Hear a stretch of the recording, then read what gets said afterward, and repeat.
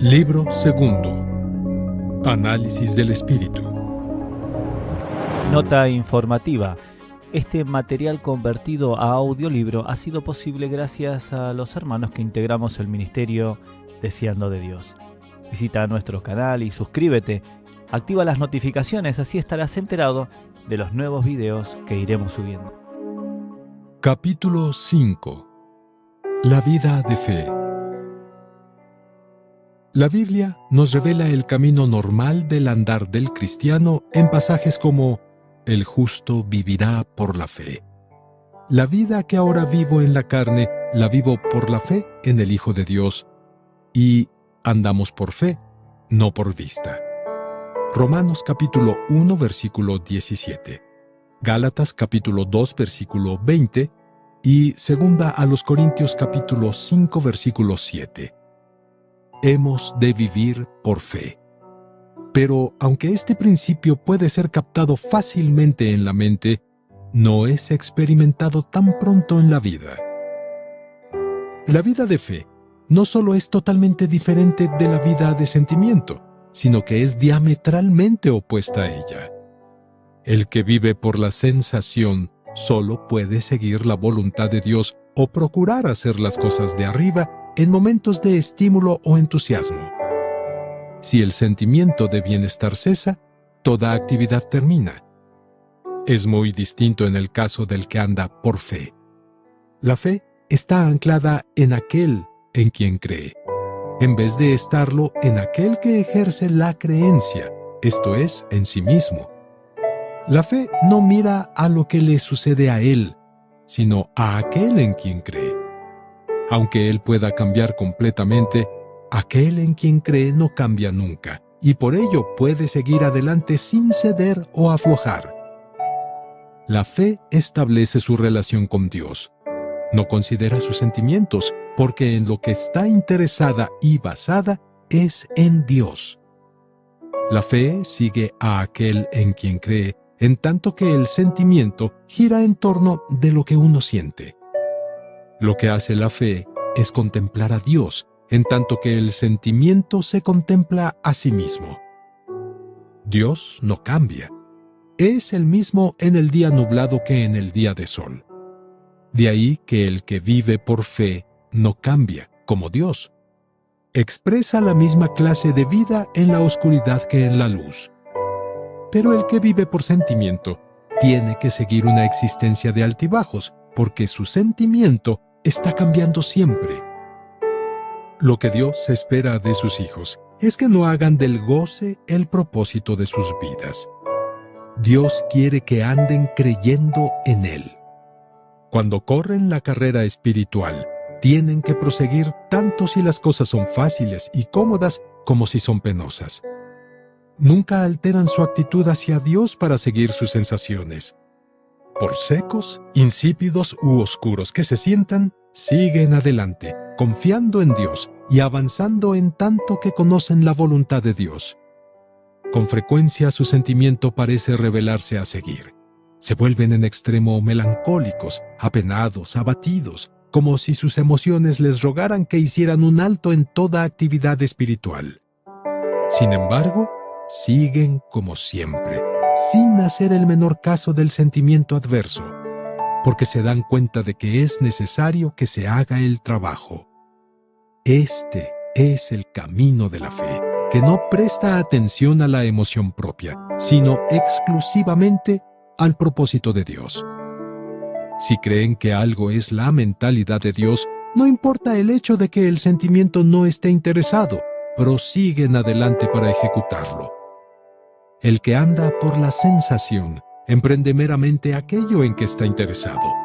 El que anda por fe obedece la voluntad de Dios por completo y no le importa nada su propio interés o indiferencia. La vida de sentimiento aleja a las personas de permanecer en Dios y las atrae a hallar satisfacción en el goce, mientras que la vida de fe atrae a las personas a hallar satisfacción en Dios por la fe. Estando en posesión de Dios, sus sentimientos de alegría no añaden nada a su gozo, ni las sensaciones penosas les dejan en estado quejumbroso. Una vida de emoción induce al santo a existir por sí mismo, pero una vida de fe le capacita para existir para Dios y no ceder terreno en su vida del yo. Cuando el yo encuentra solaz y se complace, no se trata de una vida de fe, sino simplemente de una vida de sentimiento. El sentimiento exquisito en realidad complace al yo. Si uno anda en conformidad con la sensación, indica que no ha entregado su vida natural a la cruz. Todavía se reserva un lugar para sí, desea hacerse feliz, en tanto que simultáneamente continúa andando por el camino espiritual. La experiencia del cristiano, desde el principio hasta el fin, es un peregrinaje de fe. Por medio de la fe llega a poseer una nueva vida y por medio de ella anda por esta nueva vida. La fe es el principio del cristiano. Este es el curso reconocido por los santos. Pero, aunque parezca extraño, son muchos los que pasan esto por alto en su experiencia. Se olvidan que el vivir y obrar por la emoción o sensaciones felices es hacerlo por vista y no por fe. ¿Qué es la vida de fe? Es una vida vivida de modo contrario a la de sentimiento, porque pasa por alto por completo el sentimiento. Si los cristianos desean vivir por este principio, no deberían alterar su comportamiento o llorar amargamente como si fueran privados de su vida espiritual siempre que se sientan fríos, secos, vacíos o doloridos. Vivimos por fe, no por gozo. La obra más profunda de la cruz. Cuando abandonamos la felicidad física y los placeres mundanos, es posible que lleguemos a la conclusión de que la cruz ha terminado su obra perfecta en nosotros. No nos damos cuenta de que en la obra de Dios de anulación de la vieja creación en nosotros queda aún una cruz más profunda que nos aguarda. Dios desea que muramos a su gozo y vivamos a su voluntad.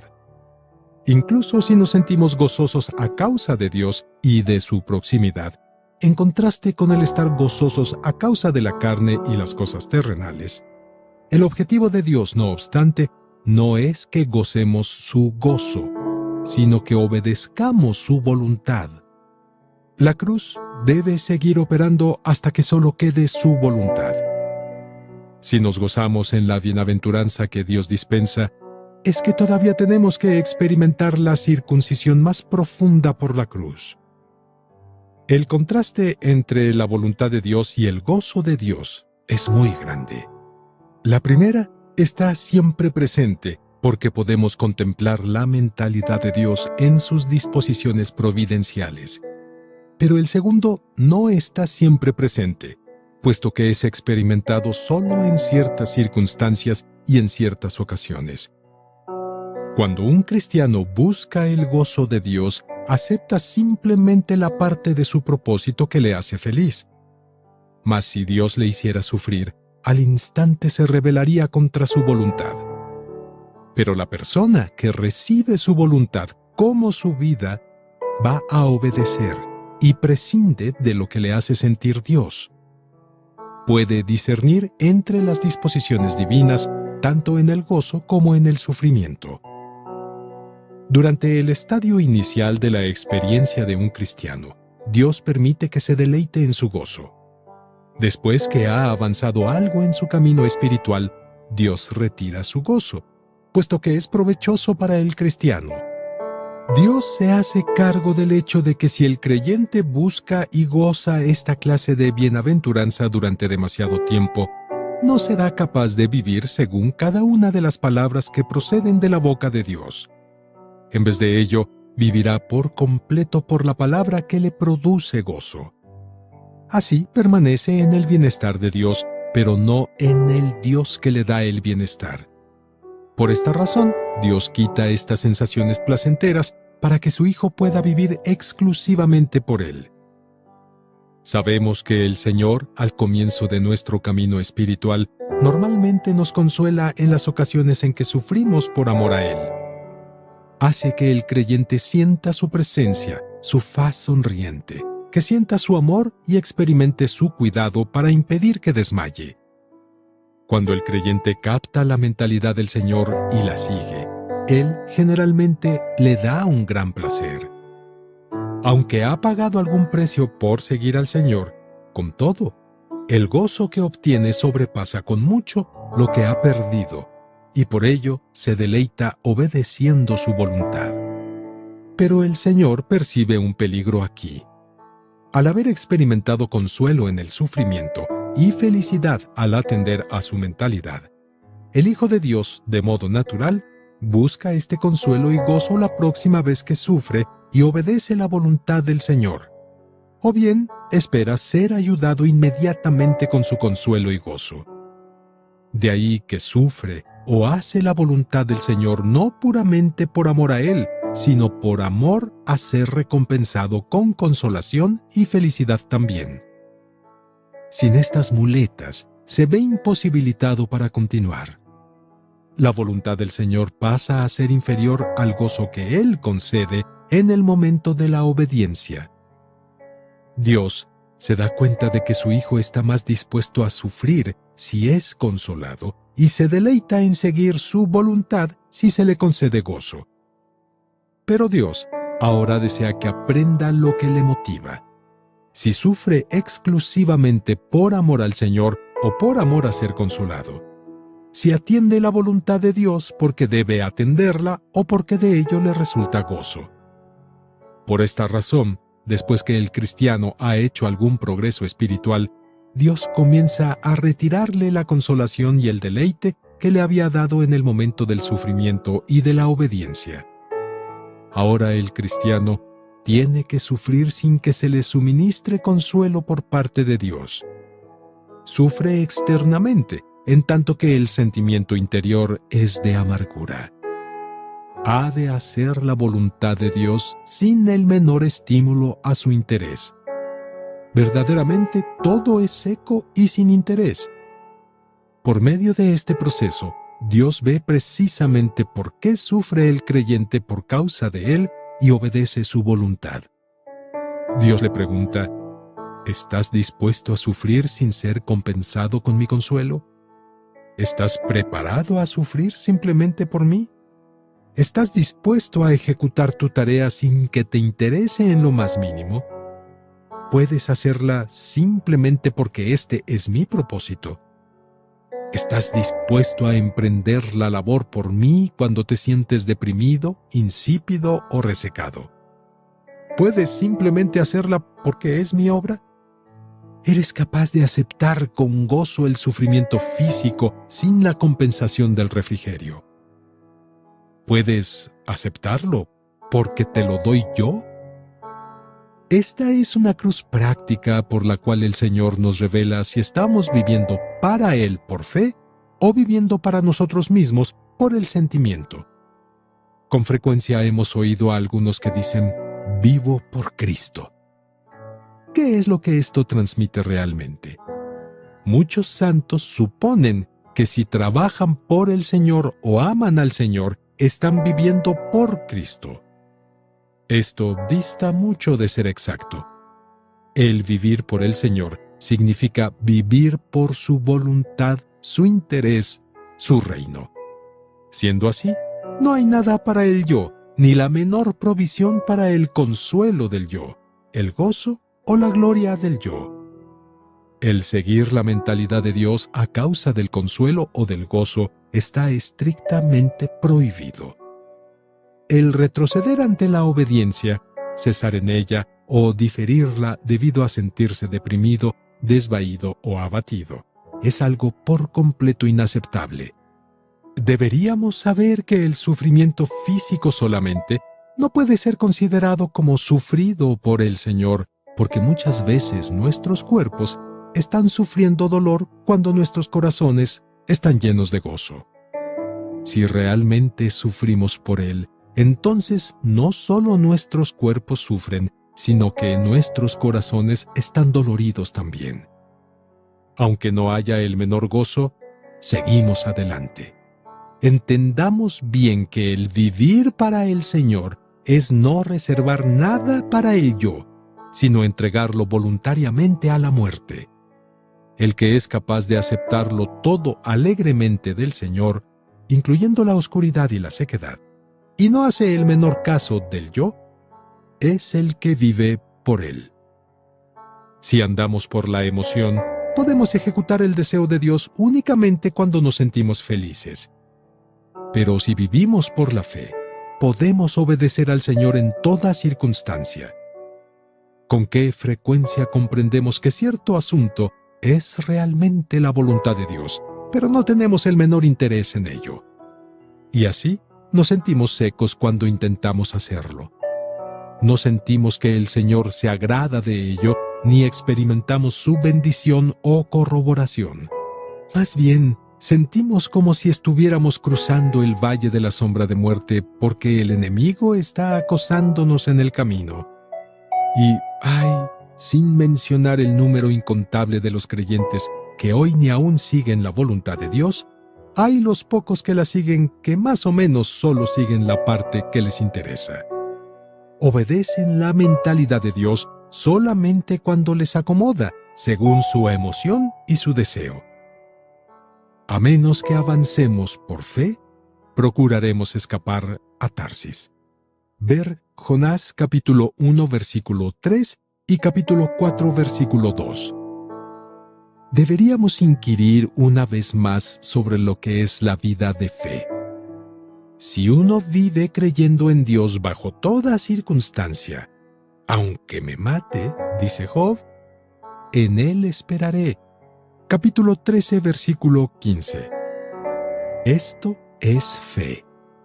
Porque yo he creído, amado y confiado en Dios, voy a creer en Él, amarle y confiar en Él. Me ponga donde me ponga, y por más que mi corazón y mi cuerpo tengan que sufrir.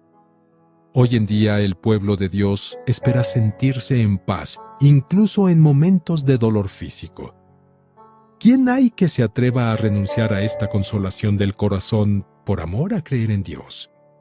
¿Quién hay que pueda aceptar gozosamente la voluntad de Dios y continuamente entregarse a Él, incluso cuando siente que Dios ha fruncido el ceño ante él y piensa que desea matarle? Esta es la vida más alta. Naturalmente, Dios nunca querrá tratarnos de esta manera. Sin embargo, en su andar, algunos cristianos más avanzados parece que han experimentado algo semejante a una deserción así de Dios.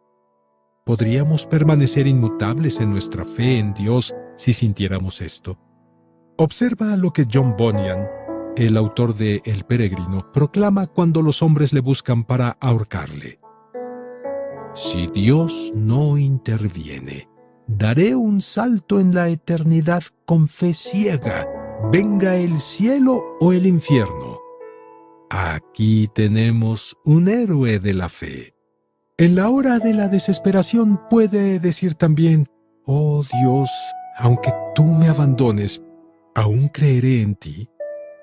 La emoción empieza a dudar cuando lo ve todo negro, en tanto que la fe se aferra a Dios incluso frente a la muerte.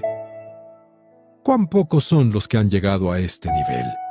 ¿Cómo se resiste nuestra carne a andar así con Dios a solas? La aversión natural a llevar la cruz ha impedido el progreso espiritual de muchos. Tienden a reservarse un poco de placer para su propio solaz. El perderlo todo en el Señor, incluso el placer del yo, es demasiado completo como muerte, demasiado pesado como cruz. Pueden consagrarse plenamente al Señor, pueden sufrir dolores indecibles por Él, pueden incluso pagar un alto precio por seguir la voluntad de Dios, pero no pueden abandonar este sentimiento evidentemente trivial del placer propio. Muchos acarician este consuelo momentáneo. Su vida espiritual descansa en esta partícula de sentimiento. Si estuvieran dispuestos a ejercer el valor de sacrificarse a sí mismos en el horno encendido de Dios, sin mostrar compasión o amor para el yo, harían grandes progresos en su camino espiritual. Pero son demasiados los que en el pueblo de Dios permanecen sometidos a su vida natural, confiando en lo que se ve y se siente para conseguir seguridad. No tienen el valor ni la fe de lanzarse a lo invisible, lo no sentido, lo inexplorado. Ya han trazado un círculo alrededor de sí mismos. Su gozo o su tristeza depende de una pequeña ganancia aquí o un poco de pérdida allá. No aceptan nada inferior. De esta manera quedan circunscritos por su propio yo minúsculo. Si los cristianos reconocieran que Dios desea que vivan por fe, no murmurarían contra Dios con tanta frecuencia ni concebirían estos pensamientos de descontento.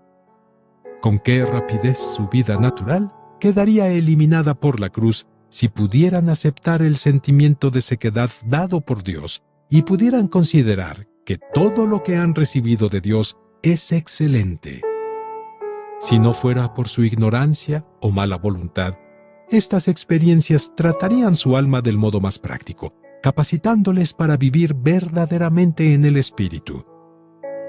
Qué triste es que muchos consigan el éxito solo en algo tan trivial como lograr un poco de sentimiento de gozo.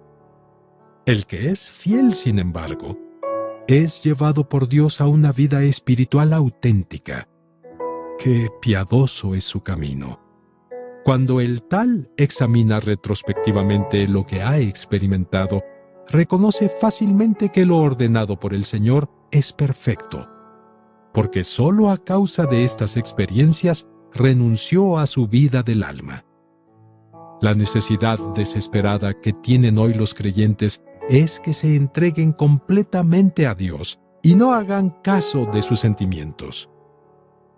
Esto no debe entenderse mal, como si significara que a partir de este momento pasaremos a ser personas sin gozo. Gozaos en el Espíritu Santo. Es la mayor bendición en el reino de Dios. Romanos capítulo 14, versículo 17. El fruto del Espíritu Santo, además, es gozo. Gálatas capítulo 5, versículo 22. Si es así, pues, ¿cómo podemos reconciliar esta aparente contradicción? Simplemente viendo que aunque perdemos el gozo en nuestro sentimiento, no obstante, el gozo que ganamos resulta de una fe pura y no puede ser destruido. El gozo de este calibre va más profundo que la emoción. Al pasar a ser espirituales, abandonamos el antiguo deseo del placer propio y por ello, adicionalmente, la antigua búsqueda por el bienestar. Pero la paz y el gozo del Espíritu que surgen de la fe permanecen para siempre. Según el Espíritu.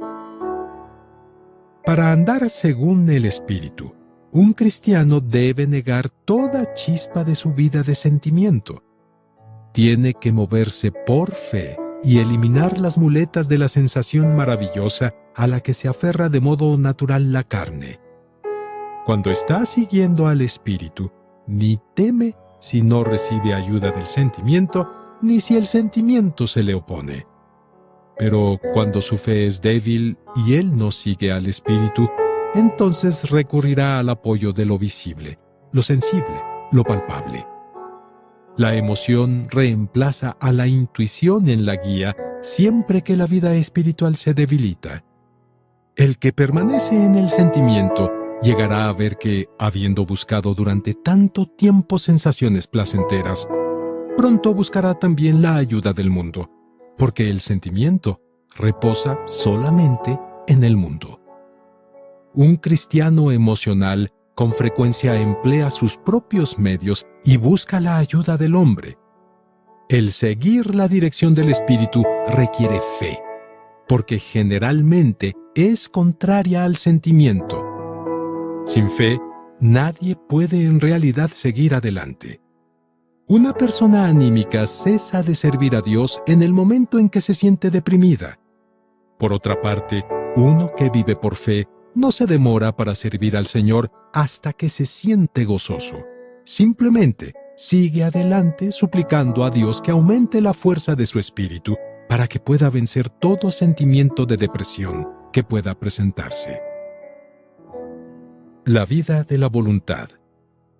La vida de fe puede ser llamada la vida de la voluntad, puesto que la fe no se ve afectada por aquello que uno siente, sino que decide, por medio de la voluntad, obedecer la mentalidad de Dios. Aunque el cristiano pueda no sentir el deseo de obedecer a Dios, con todo, quiere obedecerle. Hallamos dos clases opuestas de cristianos. La una depende de la emoción, la otra confía en la voluntad renovada. Un cristiano que confía en el sentimiento solo puede obedecer a Dios cuando está sacando estímulo de su sentimiento, esto es, sentimiento estimulante. Sin embargo, el que depende de la voluntad decide que ha de servir a Dios cualesquiera que sean las circunstancias o los sentimientos. Su voluntad refleja su opinión real, en tanto que su sentimiento solo es activado por estímulos exteriores. Desde el punto de vista de Dios, no tiene mucho valor el hacer su voluntad a causa de la sensación placentera. El hacerla así es meramente estar persuadido por el gozo de Dios y no por la aspiración voluntaria y espontánea total de hacer su voluntad. A menos que no sienta el menor goce, ni sea estimulado por ningún sentimiento maravilloso, pero con todo se decida a hacer la voluntad de Dios, el cristiano no puede contar su obediencia como verdaderamente valiosa, porque fluye de su corazón sincero y expresa su respeto a Dios y desprecio al yo. La distinción entre el cristiano espiritual y el anímico se halla precisamente aquí. El anímico se considera a sí mismo de modo primario y por ello obedece a Dios solo cuando siente que su deseo es satisfecho. El espiritual tiene la voluntad que coopera plenamente con Dios y por ello acepta su designio sin vacilar, aun cuando no tenga ayuda o estímulo exterior. ¿De qué tenemos que gloriarnos si obedecemos a Dios meramente cuando experimentamos gozo en nuestro cuerpo, o bien de gozar el solaz del Señor cuando sufrimos? Precioso es a la vista de Dios si decidimos obedecer su mentalidad y sufrir por Él, incluso si el consuelo, el amor, la ayuda, la presencia y el gozo del Señor están ausentes. Hay un gran número de creyentes que desconocen el hecho de que el andar por el Espíritu es andar por la voluntad que está unida a Dios. Una voluntad que no esté unida a Él no es de confianza y es voluble. Se requiere una voluntad que esté entregada enteramente a Dios para escoger lo que el Espíritu desea. En el primer estadio de su experiencia cristiana, oyeron que otros santos gozaban de gozo indecible durante la obediencia o el sufrimiento. Admiraron ardientemente una vida así, por lo que también se ofrecieron exclusivamente al Señor con la esperanza de poseer esta vida más elevada. En realidad, tras su consagración, experimentaron una y otra vez la intimidad y amor del Señor, que les hizo llegar a la conclusión de que su esperanza se había realizado. Pero pronto estas experiencias maravillosas pasaron a la historia. Debido a que no se dan cuenta de que la expresión de la verdadera vida espiritual no surge del sentimiento, sino de la voluntad, muchos sufren dolores indecibles, porque estos creen que han perdido su vida espiritual cuando no sienten ninguna sensación de felicidad. Estos, en los momentos de abatimiento, es necesario que averigüen si su intención original de consagración ha cambiado, o si todavía tienen el deseo de hacer la voluntad de Dios. ¿Están todavía dispuestos a sufrir por Él? ¿Hay algún cambio en su disposición a hacerlo todo o ir a cualquier parte por Dios? Si estos deseos no han sido alterados, entonces su vida espiritual no ha retrocedido. Pero si estos han cambiado, su vida en el Espíritu ha retrocedido verdaderamente. tal como el retroceso de uno no es debido a ninguna pérdida de gozo, sino a la debilitación de su voluntad a obedecer a Dios. De la misma manera, su progreso no es debido a que posean ahora muchos sentimientos deleitosos que antes no tenían, sino debido a la unión más profunda de su voluntad con Dios, más bien dispuestos a seguir sus deseos. La piedra de toque de la vida espiritual auténtica es hasta qué punto nuestra voluntad está unida a la de Dios. Las sensaciones buenas o malas, los sentimientos gozosos o tristes, no sirven en modo alguno como indicador. Si uno tiene la voluntad de ser fiel a Dios hasta la muerte, por seco que se sienta, su curso espiritual pasa a ser el más noble. La espiritualidad se mide por nuestra voluntad, porque despliega nuestra condición de modo patente.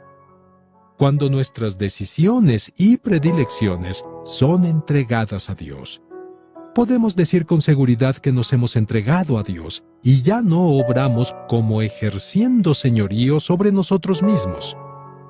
El yo se halla en oposición a la vida espiritual. Con el yo quebrantado, esta vida prospera. Si el yo permanece fuerte, esta vida va a sufrir. En consecuencia, podemos juzgar sobre nuestra espiritualidad mirando a la voluntad. El sentimiento, por el contrario, es muy diferente, porque incluso si poseemos las sensaciones más gloriosas, a pesar de ello estamos llenos del yo y recibimos satisfacción y placer para el yo. Que los que sinceramente se esfuerzan por crecer espiritualmente no se dejen engañar pensando que el sentimiento es su principio de vida, porque esto les llevará a estar siempre atentos a sensaciones variables. Hay que asegurarse de que la voluntad es totalmente ofrecida a Dios. Gozo o no gozo es algo que no hay que considerarlo. Dios quiere que vivamos por fe. Si Él quisiera que viviéramos por fe y que estuviéramos satisfechos solamente con su voluntad, privados de consolación o deleite extático durante mucho tiempo, ¿estaríamos dispuestos a vivir así? Deberíamos deleitarnos en haber obedecido la mentalidad de Dios, no en haber recibido gozo. La voluntad de Dios solo debería ser suficiente para hacernos gozosos. El deber del hombre. Mientras el cristiano esté gobernado por el sentimiento, de modo invariable descuidará su deber hacia otros. Esto es debido a que se hace él mismo el centro y, como consecuencia, no es apto para cuidar de las necesidades de los otros. Para que el cristiano pueda cumplir con su deber, se requieren fe y voluntad. La responsabilidad no hace caso del sentimiento. Nuestro deber hacia los hombres es definido y nuestra responsabilidad en los asuntos mundanos de la vida es cierta. Estos no pueden ser alterados según el cambio de emoción de uno. El deber debe ser ejecutado en conformidad con el principio. Durante el periodo en que un cristiano conoce la verdad meramente en el sentimiento, ciertamente no puede cumplir su deber. Está tan absorto en el gozo de la comunión con el Señor que esto es todo lo que busca. Su mayor tentación es no querer hacer nada, sino solamente estar con el Señor y rodeado de este gozo. No quiere trabajar en lo que antes le ocupaba, porque no le ofrece más perspectiva que muchas pruebas y tribulaciones. Cuando está contemplando al Señor, siente una santidad y victoria intensas. Pero cuando sale para ejecutar sus labores diarias, se encuentra derrotado y contaminado como antes. Lo que quiere es escapar de sus deberes. Espera que, demorándose mucho con el Señor, va a permanecer santo y victorioso más tiempo. Ve estas cuestiones del deber como terrenas y algo indigno de ocupar la atención de una persona tan pura y triunfante como él es. Como se preocupa tanto de hallar tiempo y lugar para estar en comunión con el Señor, siente tal aversión a estos trabajos que son sus deberes, que descuida la necesidad y el bienestar de los que le rodean. Los padres y los sirvientes que piensan así no tienen cuidado de sus hijos ni sirven a sus amos fielmente porque juzgan estos deberes como terrenales y por tanto de un valor negativo y escaso. Creen que ellos han de procurar algo más espiritual. La razón de este enfoque desequilibrado es el fallo del creyente en andar por fe. Sigue buscando apoyo para el yo. No se ha unido todavía plenamente con Dios. De ahí que necesite un tiempo especial y un lugar especial para estar en comunión con Dios. No ha aprendido a discernir al Señor en todas las cosas y a cooperar en conformidad con Él. No sabe cómo estar unido con el Señor en los detalles de la vida cotidiana. Su experiencia de Dios es solo su sentimiento. Y así se deleita en erigir una tienda en el monte y quedarse allí de modo permanente con el Señor, pero aborrece el descenso a la llanura para echar fuera demonios. La experiencia más elevada del cristiano no está nunca en contradicción con los deberes del camino de uno. Al leer las cartas a los romanos, colosenses y efesios, podemos ver simplemente en qué forma tan perfecta un cristiano debe ejecutar su deber como hombre. Su vida más elevada no requiere horas y situaciones especiales para poder ser manifestada. Puede ser expresada completamente en cualquier tiempo y lugar. Para el Señor no hay dicotomías entre el trabajo casero y la predicación o la oración. La vida de Cristo queda exhibida mediante toda clase de actividades. Como consecuencia, al vivir una vida emocional, nos quedamos insatisfechos de nuestra posición presente y nos disgusta ejecutar los deberes relacionados con esta posición. Nos rebelamos porque en estos deberes no hallamos el placer que buscamos. Pero nuestra vida no es para el placer. ¿Por qué, pues, buscarlo otra vez? El camino del sentimiento nos lleva a descuidar nuestro deber. El camino de la fe nos llama a no abandonar nuestro deber hacia amigos o enemigos. Si estamos unidos con Dios en cada detalle de la vida, conoceremos cuáles son nuestras tareas y cómo cumplirlas de modo apropiado. En la obra de Dios. El negar la vida de emoción y vivir por fe por completo es uno de los requisitos básicos para servir a Dios. Un creyente emocional es inútil en las manos de Dios. El que anda según el sentimiento sabe gozar el placer, pero no trabajar por Dios. No ha alcanzado todavía el carácter de obrero, puesto que vive para sí mismo y no para Dios. El vivir para el Señor es un requisito previo para trabajar por Él. El cristiano debe andar por el camino de la fe para que pueda ser un instrumento útil para Dios y en realidad ejecutar su obra. De otra manera, su objetivo en la vida es el placer. Trabaja por amor al sentimiento y por el sentimiento dejará de trabajar. Su corazón está rebosando de amor al yo. Si es colocado por el Señor en un campo de labor lleno de sufrimiento físico y emocional, empezará a compadecerse y finalmente se negará a continuar. Pero así como la obra del Señor Jesús fue la de la cruz, ha de serlo también la obra del cristiano. ¿Qué placer hay en esta obra? A menos que los cristianos entreguen a la cruz su emoción y su amor al yo, Dios no puede encontrar en ellos obreros de veras.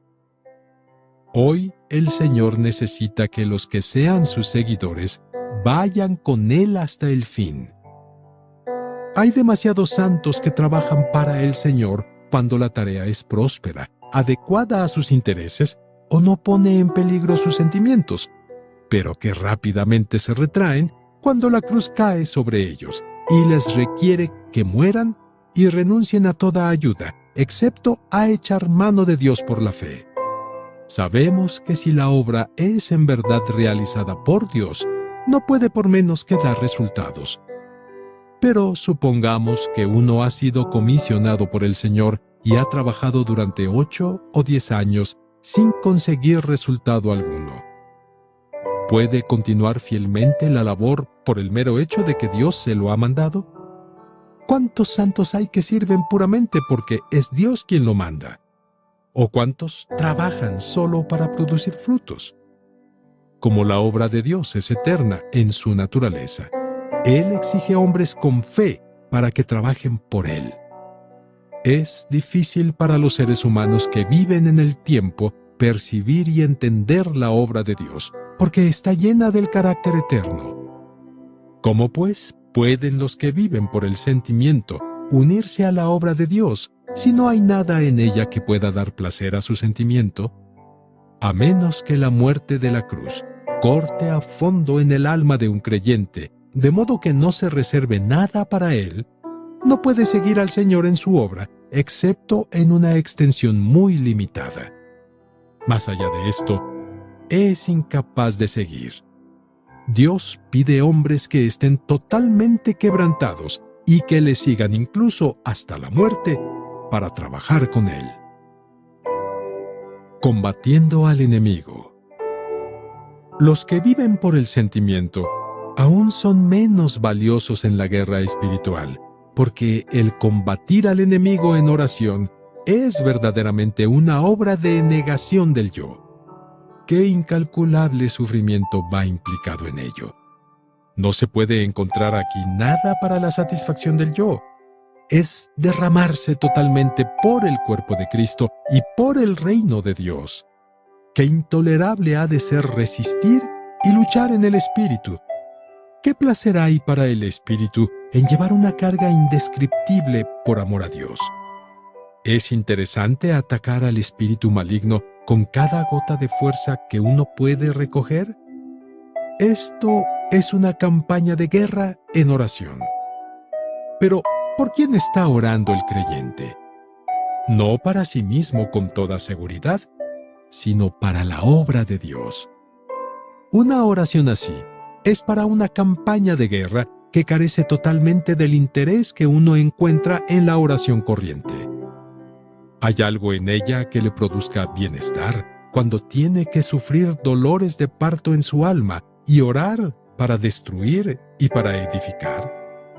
Ningún elemento en la guerra espiritual puede agradar a la carne, a menos que naturalmente uno esté combatiendo meramente en su imaginación. El cristiano emocional fácilmente es derrotado en el conflicto con Satanás. En tanto que está orando para atacar al enemigo, este último, con su espíritu maligno, ataca su emoción. Va a dar al cristiano el sentimiento de que esta lucha es penosa y una oración así sin vida.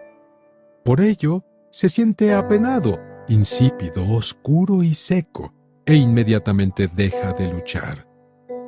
Un cristiano emocional es impotente para hacer guerra contra Satanás, porque tan pronto como viene este sentimiento bajo ataque de Satanás, deja el campo de batalla. Si la emoción de uno no ha experimentado la muerte, puede proporcionar a Satanás la oportunidad de darle el golpe en cualquier momento. Cada vez que se levanta para oponerse al enemigo, es derrotado por el toque satánico sobre su sentimiento. ¿Puede alguien esperar victoria sobre Satanás, a menos que primero haya vencido su vida de sensación? La guerra espiritual, pues, exige una actitud de muerte total al sentimiento y de confianza absoluta en Dios. Solo una persona que haya adoptado esta actitud puede soportarla solo y no buscar compañeros o la aprobación del hombre en la lucha con el enemigo. Solo un cristiano de este calibre puede proseguir bajo toda clase de sentimientos de angustia. No le importa nada, ni su vida ni su muerte.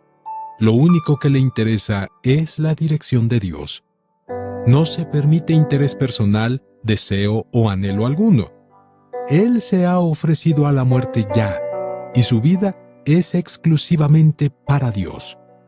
Nunca carga la culpa a nadie ni entiende mal a Dios, porque considera que todos sus caminos son de amor. Esta es la clase de persona que es capaz de cubrir la brecha. Aunque puede parecer que Dios le ha abandonado y los hombres le han olvidado, sin embargo, él sigue firme en su puesto de batalla. Es un guerrero en la oración. Vence a Satanás. Reposo. Después que el creyente ha sido tratado, puede comenzar a andar por el camino de fe que es verdadera vida espiritual. Y el que llega a esta posición entra en una vida de reposo. El fuego de la cruz ha consumido todas sus empresas egoístas. Al fin, ha aprendido la lección. Reconoce que solo la voluntad de Dios es preciosa. Todo lo demás, aunque sea de natural deseable, es incompatible con la vida más elevada de Dios. Ahora se regocija renunciando a todo. Cuando el Señor considere necesario retirarle, Él se lo entrega de buena gana. Los suspiros, lamentos y gemidos que surgían al principio con antelación, el buscar y resistirse, hoy han desaparecido por completo. Se da cuenta de que la vida más elevada es la que se vive para Dios y en obediencia a su voluntad. Aunque él lo ha perdido todo, sin embargo está satisfecho con el cumplimiento del propósito de Dios. Aunque no le ha quedado nada de qué disfrutar, sin embargo, es humilde bajo las órdenes de Dios. En tanto que el Señor esté complacido, no le importa lo más mínimo lo que le suceda a él. Ahora tiene un reposo perfecto.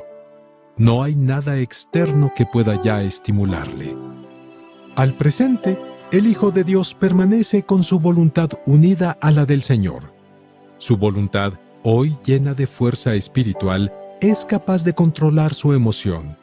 Su andar es firme, seguro, reposado, sosegado. Su antigua situación de altibajos ha desaparecido.